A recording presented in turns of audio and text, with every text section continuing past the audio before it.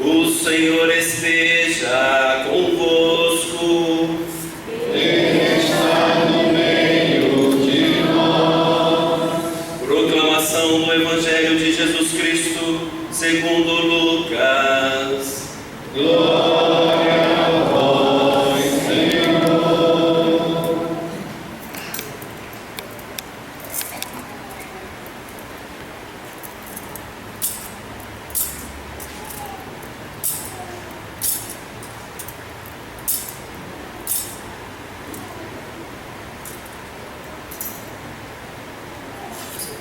Naquele tempo, disse Jesus a seus discípulos: haverá sinais no sol, na lua e nas estrelas. Na terra, as nações ficarão angustiadas com o pavor do barulho do mar e das ondas. Os homens vão desmaiar de medo, só de pensar no que vai acontecer ao mundo, porque as forças do céu serão abaladas. Então eles verão o Filho do Homem vindo numa nuvem com grande poder e glória. Quando estas coisas começarem a acontecer, levantai-vos e erguei a cabeça, porque a vossa libertação está próxima. Tomai cuidado para que vossos corações não fiquem insensíveis por causa da gula, da embriaguez e das preocupações da vida, e esse dia não caia de repente sobre vós, pois esse dia cairá como uma armadilha sobre todos os habitantes de toda a terra. Portanto, ficai atentos e orai a todo momento, a fim de terdes força para escapar de tudo o que deve acontecer e para ficardes em pé diante do Filho do Homem. Palavra da salvação. Glória a vós, Senhor. Tem início com o pôr do sol do sábado. O domingo, dia do Senhor. Para o judeu, o dia começa com o pôr do sol da véspera. Então, a missa do pôr do sol do sábado já é liturgicamente domingo. E esse domingo é particularmente especial para a igreja, porque é o início de mais um ano litúrgico. O ano civil começa no dia 1º de janeiro. O ano litúrgico começa com o primeiro domingo do Advento. Advento é um tempo de preparação para o Natal. Advento é expectativa para uma chegada. Aguardamos aquele que há de vir. Advento é um período de mais ou menos 4 semanas, no qual a igreja se prepara para um duplo encontro, uma dupla chegada, uma dupla vinda de Cristo. A primeira vinda, que já aconteceu no tempo e é recordada, atualizada na Sagrada Liturgia, no dia do Natal do Senhor. E a segunda vinda, aquela sobre as nuvens com poder e glória, para arrematar a história da humanidade, para levá-la a um termo, o seu desfecho. Nós professaremos no credo daqui a pouco com os crismandos. Ele está sentado à direita do Pai, de onde há de vir para julgar os vivos e os mortos. O advento, portanto, visa predispor os corações dos fiéis para essa dupla chegada. A primeira, na carne, fragilizado, pequenino, impotente, indefeso. Em Belém de Judá nasceu um Salvador, que é o Cristo Senhor. Veio o advogado. A segunda vinda, não na fragilidade da carne, mas a carne glorificada, revestida de poder e glória, sobre as nuvens, como juiz, não mais como advogado, para julgar homens, anjos, e para proferir a sentença que definirá a sorte eterna de todos os homens. Vinde benditos, ou apartai-vos de mim, malditos. Céu ou inferno. Não há mais que duas possibilidades a serem pronunciadas pelo Senhor quando Ele vier em glória. Amados, dessas duas vindas tratam as leituras que nós acabamos de ouvir. Na primeira leitura, nós temos o anúncio de uma realidade jubilosa que Israel, já de tempos remotos, aguardava, cria, esperava. O contexto no qual essa primeira leitura foi pronunciada é muito sugestivo. Jeremias foi o profeta que teve a desdita, para não dizer a providente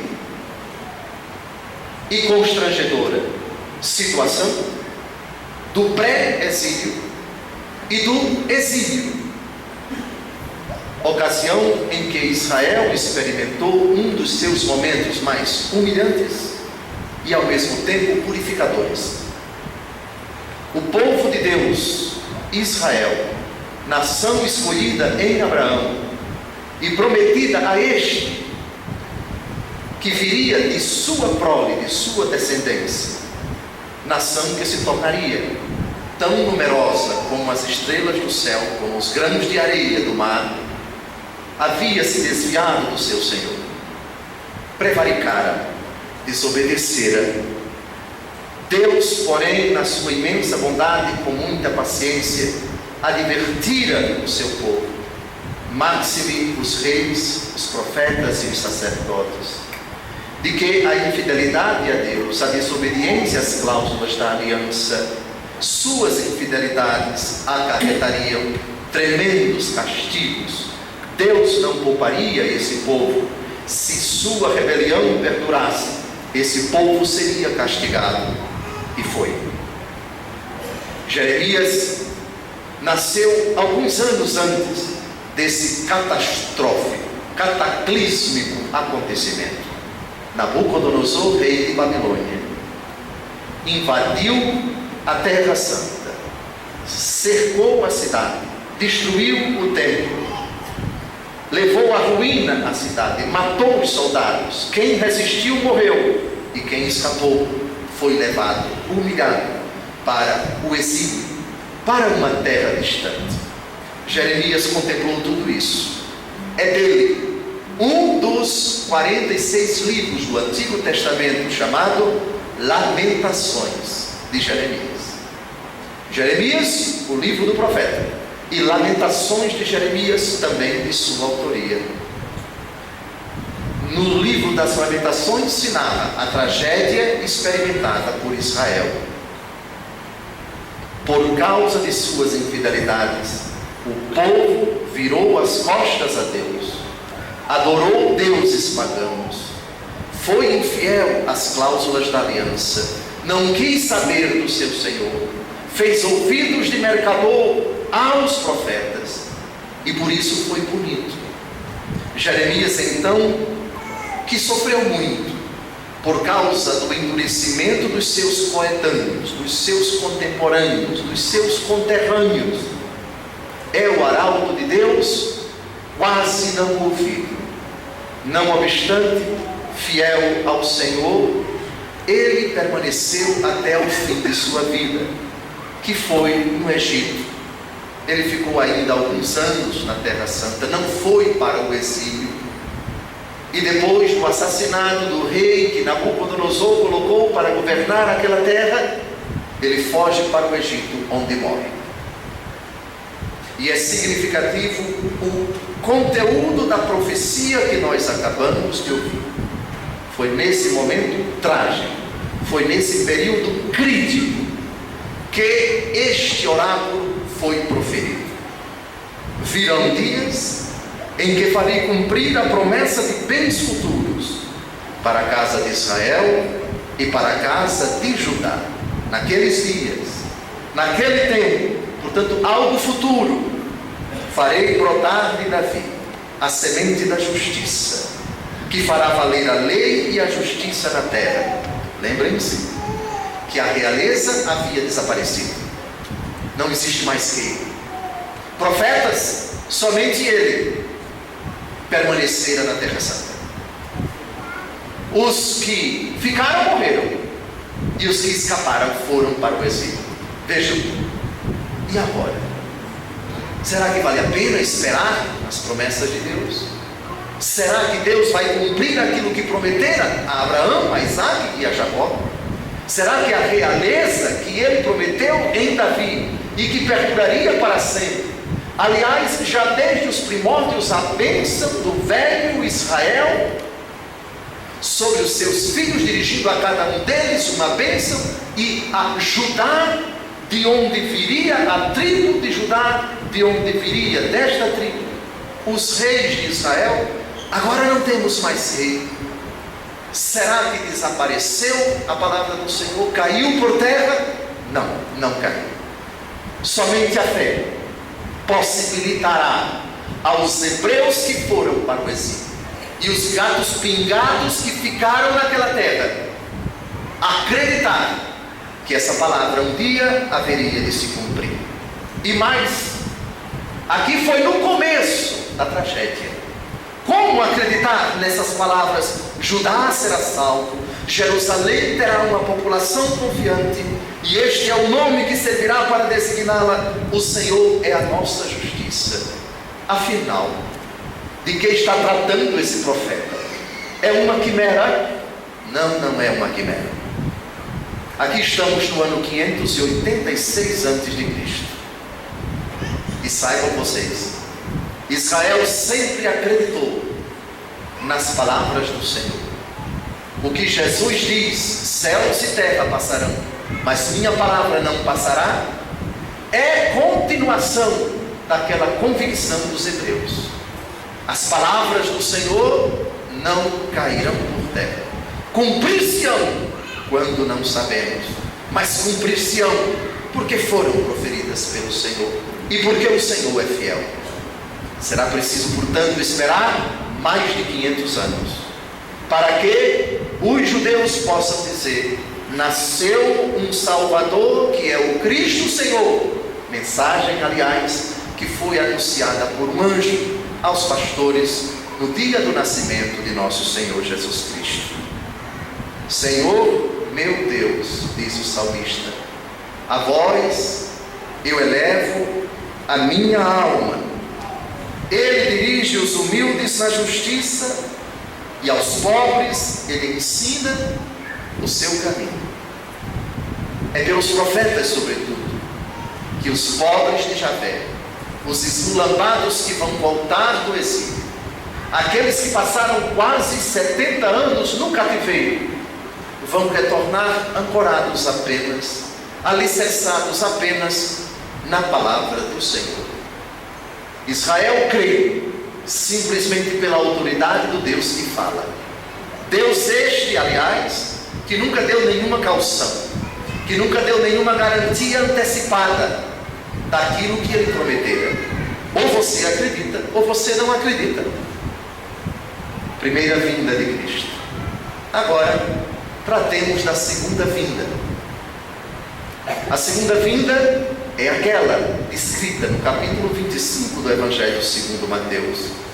Aquela cena monumental: o Senhor virá sobre as nuvens cercado dos seus anjos, reunirá todos os homens e os colocará, uns à sua direita, outros à sua esquerda, e pronunciará aquela sentença célebre: para os eleitos, vinde benditos para o reino do meu Pai, preparado para vós antes da criação do mundo.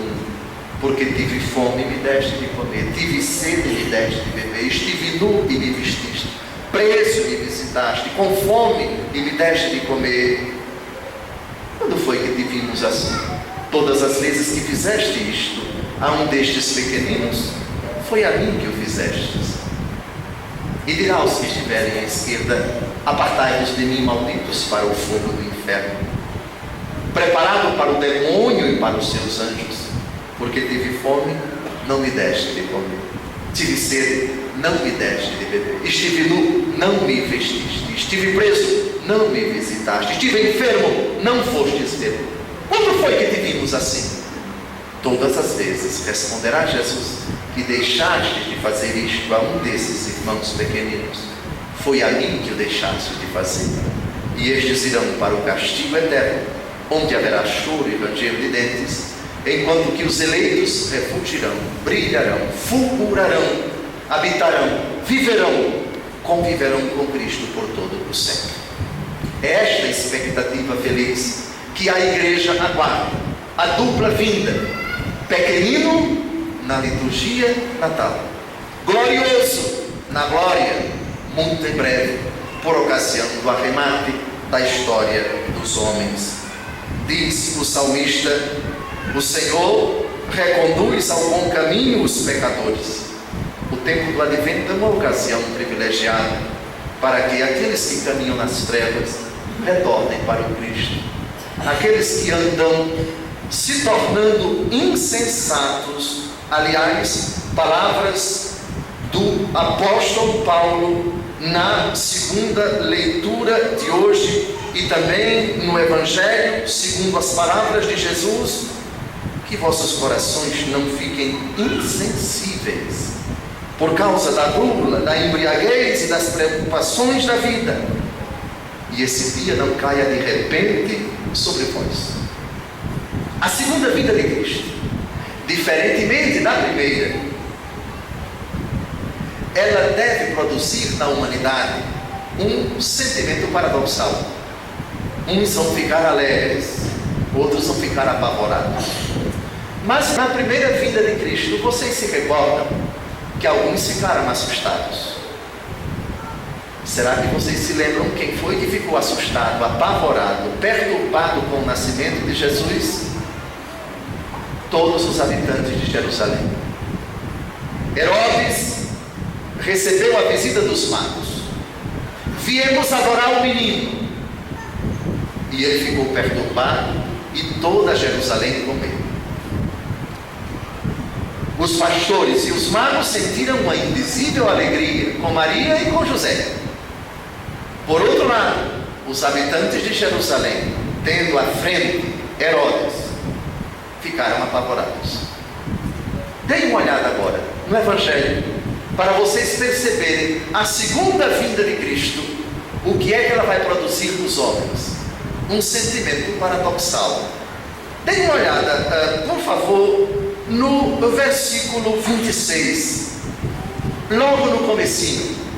Haverá sinais no sol, na lua e nas estrelas. Na terra as nações ficarão angustiadas com pavor do barulho do mar e das ondas. Os homens vão desmaiar de medo só em pensar no que vai acontecer ao mundo, porque as forças do céu serão abaladas. Uma parte da humanidade vai ficar apavorada, mas outra parte da humanidade não. Deem uma olhada no final do Evangelho de hoje. Quando estas coisas começarem a acontecer, levantai-vos e erguei a cabeça, porque a vossa libertação está próxima. A segunda vinda de Cristo, parecidamente com a primeira, não vai ser unanimidade. Nem todo mundo vai ficar feliz, nem todo mundo vai ficar apavorado. Do mesmo jeito da vinda de nosso Senhor, quando a sua primeira vinda, nasceu o pobrezinho em Judá, habitantes de Jerusalém apavorados, Maria, José, os pastores e os magos felizes. A segunda vinda, gente apavorada de um lado e gente com a cabeça levantada, com a cabeça erguida do outro. Por que uns apavorados e outros felizes? A explicação está não em Jesus, que causa medo em alguns e tranquilidade em outros. A explicação está no coração de cada um. Se vocês têm a consciência tranquila, A vinda de Cristo vai causar alegria. Você desde já vai estar aguardando sereno. Você não deve nada diante de Deus. Sua vida está na graça. Você não tem um pecado mortal ou pecados mortais. Sabe você que Deus Todo-Poderoso conhece o íntimo de sua alma. Esse que está na graça de Deus, esse que não anda nas trevas, este que não tem uma culpa conhecida por Deus, que ainda não foi remida, apagada pelo sangue de Cristo no sacramento do batismo ou depois dele no sacramento da confissão. Para que se preocupar? Agora, se você tem a consciência pesada, se você está vivendo no pecado, mesmo que você esconda dos outros, mas você sabe, e você sabe que Deus sabe, aí, meu amigo, você tem razões de sobra para ficar apavoradíssimo, porque é um sério candidato ao inferno, e o inferno existe, e não foi criado por Deus, e é iniciativa nossa, e é prêmio nosso, e é castigo nosso, e é resultado de uma vida de trevas aqui na terra. Aí sim, aí os homens vão desmaiar de medo. Versículo 26. As nações ficarão angustiadas. Versículo 25. Agora, vamos a uma explicação surpreendente. O Evangelho de hoje começa de uma forma quase cataclísmica, apocalíptica, que faz lembrar até um cine catástrofe de Hollywood, do estilo Armagedon, de Bruce Willis e tantos outros. Será que vai ser assim o fim do mundo? Será que essa descrição de nosso Senhor Jesus Cristo, haverá sinais no sol, na lua, nas estrelas, na terra, as nações ficarão angustiadas com o pavor do barulho do mar e das ondas? Jesus está descrevendo aqui maremotos, terremotos, tsunamis. Nada disso. Que pode acontecer? Pode. Aliás, já aconteceu no planeta Terra uma chuva de meteoros. Parece que essa foi a causa do desaparecimento dos dinossauros, o Tiranossauro Rex e tantos outros, não é? Célebres protagonistas do filme de Steven Spielberg. Como desapareceram? Parece que foi algo que veio do firmamento.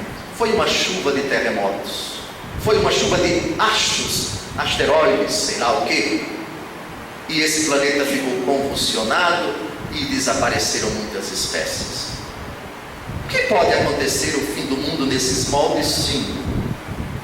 Aliás, os astrônomos preveem que daqui a bilhões e bilhões de anos o Sol, o astro de quinta grandeza, em torno do qual orbitam 9 planetas que integram o sistema solar, ele vai diminuir a sua intensidade, ele vai esfriar, e ele esfriando vai morrer, como toda estrela que nasce, as supernovas, etc. As estrelas que nascem acabam morrendo, e se o Sol esfria, não haverá condições de vida no nosso planeta. Parece que isso vai acontecer mais há bilhões de anos na frente, e nós não estaremos aqui para experimentar esse triste acontecimento. Mas os padres da igreja não viam nesses sinais descritos por Jesus nada que vem do céu, nenhum fenômeno ligado a estrelas, a acontecimentos cósmicos. É algo muito mais assustador, muito mais impressionante, preocupante, e tocante, e importante, e relevante para todos nós. Comentando esse versículo 25, o primeiro do Evangelho de hoje, Santo Ambrósio, no século IV, bispo de Milão, hoje a maior cidade da Itália, norte da Itália, diz o seguinte: dê uma olhada, por favor, na primeira frase do Evangelho de hoje. Haverá sinais no sol, na lua e nas estrelas. Sol e lua. Sinais no sol, sinais na lua. O que isso significa? Tratar-se-á de eclipse? Tratar-se-á de alguma coisa neste astro de quinta grandeza e no nosso único satélite que gira ao redor da Terra? Escutem só o que diz Santo Ambrósio. Como muitos se afastarão da religião, a claridade da fé se obscurecerá sob a nuvem da perfídia, uma vez que esse sol celestial, Cristo, aumentará ou diminuirá para mim de acordo com a minha fé. Porque do mesmo modo que muitos que olham os raios do sol deste mundo, este se parece mais pálido ou mais brilhante, segundo a receptividade do espectador, assim também a luz espiritual afeta cada fiel segundo sua devoção. E assim como a lua, em suas fases mensais, lua nova, lua cheia, quarta crescente e quarta minguante, desaparece quando a terra se interpõe entre ela e o sol, assim também a Santa Igreja, quando os vícios da carne são um obstáculo para que chegue a luz espiritual, não está capacitada para receber o fulgor da luz divina que brota dos raios de Cristo. Pois nas perseguições, o amor a esta vida é com frequência o único impedimento para que a claridade de Deus chegue até nós. Então, sol e lua é uma imagem figurada para se referir àquilo que vai acontecer com a igreja nos períodos de perseguição. E estamos vivendo isto, amados. Para não citar outros exemplos, nossos irmãos cristãos católicos estão sendo dizimados pelo Estado Islâmico, perseguidos por regimes totalitários que não respeitam o nosso direito sagrado de testemunhar a fé. Mas não é somente lá, também em tantos países ditos democráticos, uma campanha aguerrida, ferrenha, implacável, para banir da legislação de tantos países valores cristãos que nortearam tantas sociedades. O aplauso daquilo que a Bíblia diz que é pecado e a condenação daquilo que a Bíblia defende como correto. E as estrelas? Haverá sinais no sol, na lua e nas estrelas. Santo Agostinho explica, bispo do século IV, V, norte da África, Hipona. Ele diz na carta a Exíquio: os ímpios perseguirão a igreja com enorme crueldade. Então cairão as estrelas do céu e se estremecerão suas virtudes, porque muitos que pareciam brilhar em graça render-se-ão aos perseguidores e cairão, e aqueles que eram muito fortes sucumbirão. Sinais no céu, no sol, na lua e nas estrelas. Mas o versículo 25 diz algo mais. Na terra, as nações ficarão angustiadas com o pavor do barulho do mar e das ondas. Trata-se aqui de maremotos, de tsunamis? Nada disso. Santo Agostinho explica o sentido do versículo 8 do Salmo 64.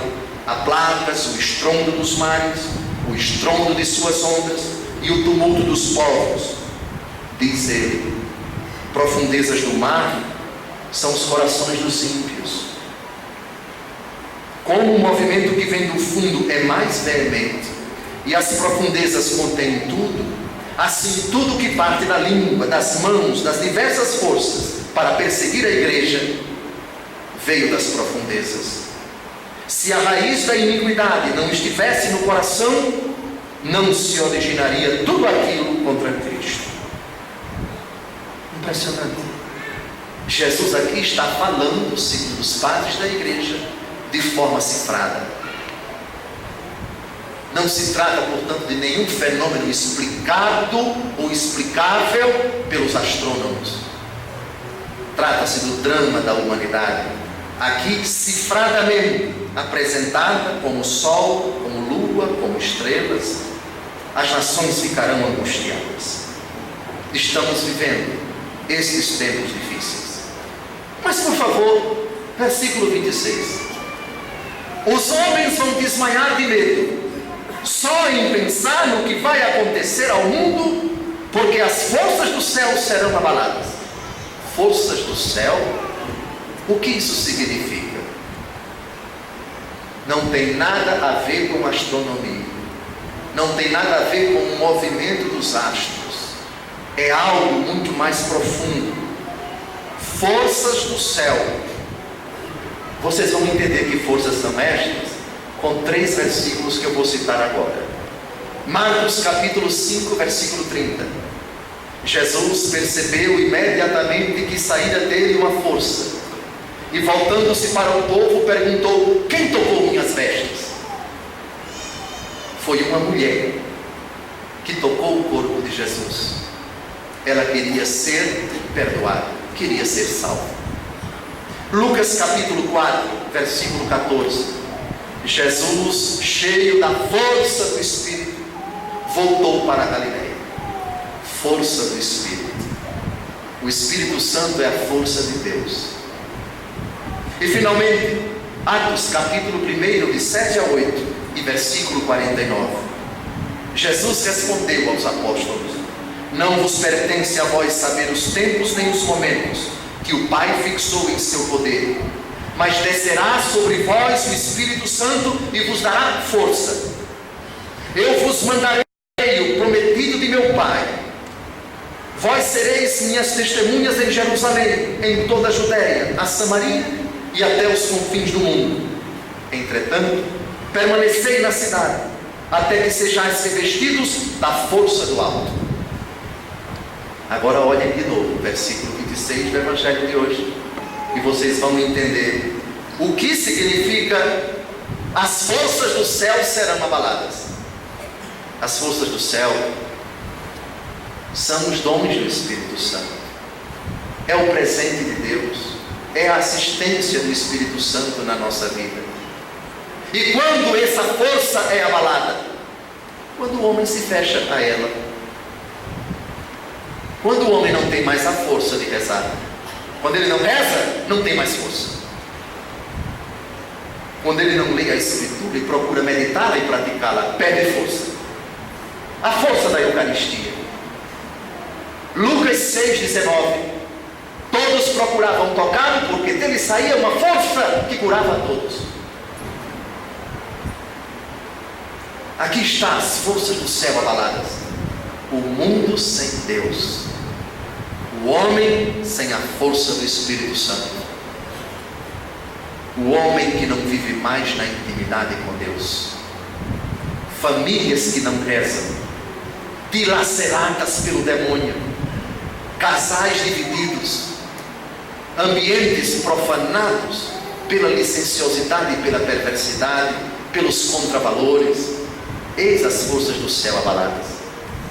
Forças do céu inalteradas, fortalecidas. Aquele que reza, aquele que se ajoelha, aquele que se confessa, aquele que comunga, aquele que lê a Escritura, aquele que não anda no caminho dos maus, aquele que não tem maus costumes, maus hábitos, mas vive de acordo com a lei do Senhor, na obediência a Ele, no temor a Ele, no respeito a Ele, na obediência a Ele. Nunca as forças do céu aí são abaladas. Vigiai e orai. Aqui está a força do céu que nunca é abalada. Aquele que vigia, aquele que ora. Reparem, amados, o que o apóstolo Paulo diz na segunda leitura de hoje: aprendestes de nós como deveis viver para agradar a Deus, e já estáis vivendo assim, fazei progressos ainda maiores. Progredir na fé, que é um dom de Deus e também uma conquista nossa. Amadureça a vossa fé. O Espírito Santo, hoje e sempre, sustente-nos na caminhada rumo ao Pai, não permitindo que o nosso coração resvale, antes que o Senhor nos conceda amor para que entre nós aumente e transborde sempre mais, e que Ele confirme. Essa palavra é extremamente importante para vós, confirmandos, crismandos, que sereis agora confirmados na fé. Por favor, vamos ler em voz alta o versículo 13 da segunda leitura de hoje, porque parece que ele foi preparado sob medida para esse dia tão importante, o dia da vossa confirmação. Versículo 13, em voz alta, todos os crismandos. Que assim Ele confirme os vossos corações numa santidade sem defeito, aos olhos de Deus nosso Pai, no dia da vinda de nosso Senhor Jesus, com todos os seus santos. O sacramento da crisma, palavra que quer dizer unção, que vem de Cristo, o ungido, Messias em grego, em hebraico, Cristo, o ungido em português. Também é chamado esse sacramento de confirmação, porque ele dá uma firmeza àquilo que já recebestes no batismo. Vós agora sereis confirmados. O que é firmeza? Firmeza é solidez, é robustez. Catedral militar, para que ela fosse elevada, colunas foram colocadas, alicerce foi feito. Se alguém quisesse reforçar, dar mais firmeza à estrutura da catedral militar, certamente confirmaria. Não seria uma primeira firmeza, seria uma nova firmeza, um reforço. Está firme, mas vamos dar mais firmeza. Daí vem a palavra confirmação. Dá uma maior firmeza. Quais são as graças, os efeitos do sacramento da confirmação? Permitam-me citar o Catecismo da Igreja Católica, número 1303. No dia do batismo, vocês se tornaram filhos de Deus. Lembram? Muitos talvez não lembram porque foram batizados novinhos. Mas foi um dia inesquecível. Certamente vossos pais relatam esse grande acontecimento, o dia em que saístes das trevas e fostes introduzidos no reino da luz. Pois bem, pelo batismo vos tornastes filhos de Deus, e pela crisma vós sereis enraizados mais profundamente nessa filiação divina. Se outrora vos tornastes filhos, agora essa filiação vai se tornar mais comprometedora. Vós estareis mais enraizados no coração do Pai como filhos adotivos em Cristo e na força do Espírito. Segunda graça, no dia do batismo, vós crismandos, vos unistes a Cristo profundamente. Eu vivo, já não sou eu que vivo, é Cristo que vive em mim, disse São Paulo. Pois essa união agora, com a crisma, vai se tornar mais firme, vai ser mais alicerçada, vai ser mais profunda. No dia do batismo, recebestes os dons do Espírito Santo. Quais são esses dons? Aqueles narrados em Isaías 11, de 1 a 2. Um rebento novo sairá do tronco de Jessé, um rebento brotará de suas raízes. Sobre ele repousará o Espírito do Senhor, de sabedoria e de entendimento, de prudência e de coragem, de ciência e de temor do Senhor e de piedade do Senhor, o Espírito dos 7 dons. Pois bem, no dia do batismo recebestes esses 7 dons. Agora será aumentada a quantidade desses dons. Esses dons crescerão em vós, os mesmos dons dados mais profusamente. No dia do batismo, vós vos unistes à igreja, passastes a pertencer à igreja. Agora, esta pertença, este laço que vos une à igreja, vai se tornar mais perfeito. Se outrora éreis membros convictos da igreja, essa convicção agora vai ser aprimorada, consolidada, aperfeiçoada. E finalmente, pelo batismo, recebestes o Espírito Santo para propagar e defender a fé pela palavra e pela ação, como verdadeiras testemunhas de Cristo. Agora, o mesmo Espírito vos será dado, uma força especial dele, para vós confessardes com valentia o nome de Cristo, e para nunca vos envergonhardes da cruz. Eis o que recebereis agora. Recordo-vos, para terminar esta pregação, quais são as grandes exigências para o crismando a respeito da fé. Hebreus capítulo 11, versículo 1. Vamos à definição de fé. A fé é posse antecipada do que se espera, é certeza do que não se vê. Vamos repetir? A fé é a posse antecipada do que se espera, é certeza do que não se vê. Posse antecipada, ou seja, eu creio no céu que eu nunca vi, eu creio no Pai, no Filho e no Espírito Santo que eu nunca vi com os meus olhos, mas já os possuo pela fé. Posse antecipada. E certeza do que não se vê. Do que não se vê. Certeza. Quando a gente tem certeza, a gente não muda nunca. Se eu perguntar para vocês quem é o pároco da catedral, vocês responderão: Padre Silas Viana, não é? E se eu perguntar a vocês, vocês têm certeza disso? Vocês vão olhar para ele e vão dizer: eu tenho certeza. Mas se alguém aparecer aqui e disser para vocês: não, o pároco da catedral não é o Padre Silas, é o Padre Eudes, lá da Santo Expedito, e vocês vão dizer: eu respeito o que você está dizendo, mas eu não aceito, porque eu tenho certeza que é o Padre Silas. Certeza. E você morre acreditando nisso porque você tem certeza. Fé é certeza. E quem tem certeza não muda.